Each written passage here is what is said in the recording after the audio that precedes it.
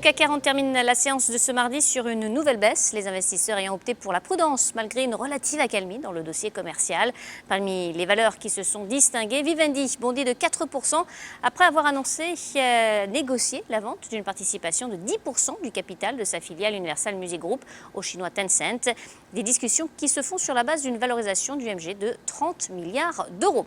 Air France-KLM grimpe de 3%. La compagnie aérienne a bénéficié d'un relèvement de recommandations de la part d'un analyste.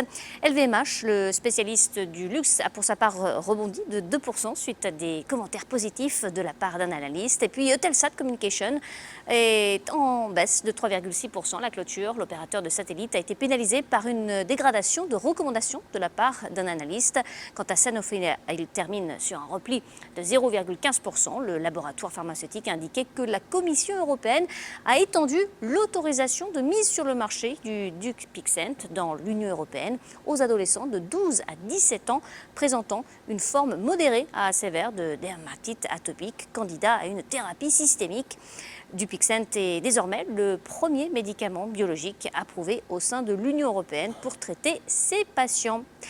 On passe à Pernod Ricard qui, de son côté, baisse de 0,7% au travers de sa filiale américaine. Le groupe a annoncé l'acquisition de Firestone et Robertson Distilling, le propriétaire de la marque TX, une gamme de whisky basée à Fort Worth dans l'État du Texas.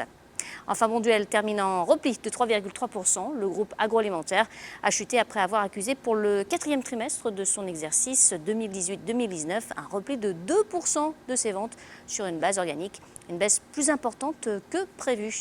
À New York, Sabrina Cagliozzi pour Trading Central. Je vous souhaite une très belle fin de journée à tous.